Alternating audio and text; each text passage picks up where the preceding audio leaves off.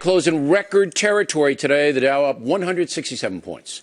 But while the business community may be prospering, many working Americans are not. Median income down from when President Obama took office nearly 5 years ago. And according to Pew Research, just 31% of Americans approve of the way Mr. Obama is handling the economy. A disastrous number. Let's now to explain further, Fox Business anchor Lou Dobbs. So isn't this interesting that the stock market, you know, guys like you and I, we have portfolios, and mine's making money, and I'm sure yours is too. Twice as much. Yeah, you're twice as smart, so that's the way it goes.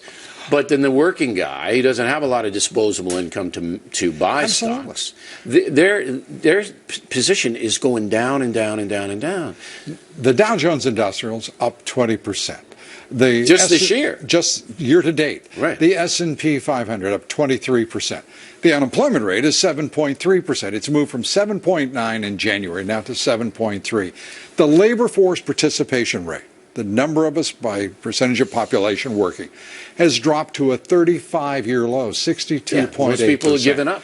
We have more people underemployed, unemployed in this country right now. 14% of the country is in that category. And we are taxing jobs.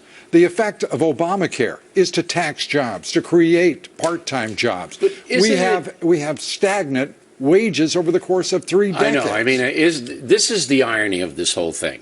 President Obama's primary goal in his life is to redistribute income, assets, right? You agree? I think nobody could disagree with that. And he came into office with the belief that he was going to make the USA more fair economically. That is, bring the wealthy closer to the working people. He has done exactly the opposite. The fat cats are making more money than ever before, all right, and the workers are making less money.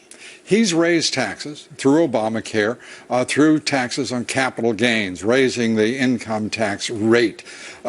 None of this is a tax on wealth itself. And I'm not trying to give him, I assure you, any idea. Well, if you die tomorrow, Dobbs, you're coming with a truck to your house. They're going to take everything they can between Jersey and the feds.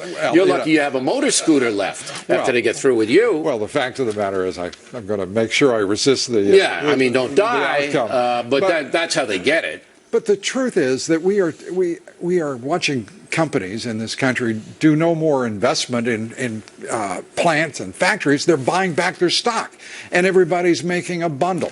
The effect of a stock buyback is to reduce the number of shares in the market, which does not reduce demand. The Fed puts in another $1 trillion a year, and the next thing you know, the market keeps rising and rising without necessarily improving earnings or creating jobs. Let's get back to the folks. Sure. I mean, 5 years President Obama has been in office, and median income is down in 5 years. So obviously, 31%, I don't even know who these 31% are. I think he's doing a good job in the economy. They must be you and me, the stock market guys, the fat guys. It's sure not me, because I would like to see the middle class in this country prosper. I would like to see people who aspire to the middle class. The wage earner can't unless there's more jobs and competition for that earner. Why does this elude the President of the United States? I don't know. I've been saying that for years.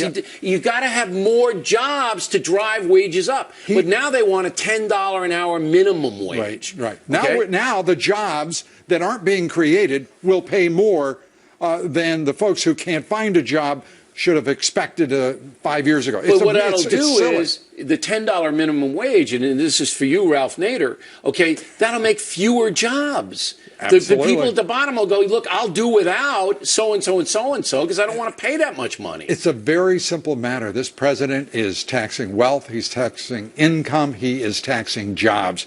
And instead of talking positively and strongly about the direction of the country and restoring prosperity, he is talking in these But he's not a free marketeer. He wants the feds to run the economy, just like he wants the feds to run the medical system. He says that he's not, he doesn't know how to code, therefore he's not responsible for healthcare.gov's debacle. But the truth is, he is the president. He's the leader. And he's got that responsibility, which he is failing miserably. Finally. Many Americans are living paycheck to paycheck, and the paycheck's shrinking. Right. This is a recipe for anger and disaster. Every society in history who's had the folks, be destitute, all right, has risen up, and I mean, there's been big trouble. Is that what's on the horizon? I think that there is a very good case to be made that we're looking at the prospect of civil unrest. We're looking at a population of Americans that have never had to deal with the fact that 50% are living in poverty, that 50% of the folks out there, 50 million of the folks are on food stamps. Yeah. This isn't the American dream. It's not the American way. All right, Lou Dobbs, everybody. Directly ahead is the Tea Party holding back the Republican Party. Alan West has some thoughts on that. And then more embarrassing stuff for the National Football League and the Miami Dolphins. Geraldo will update us in just a few moments.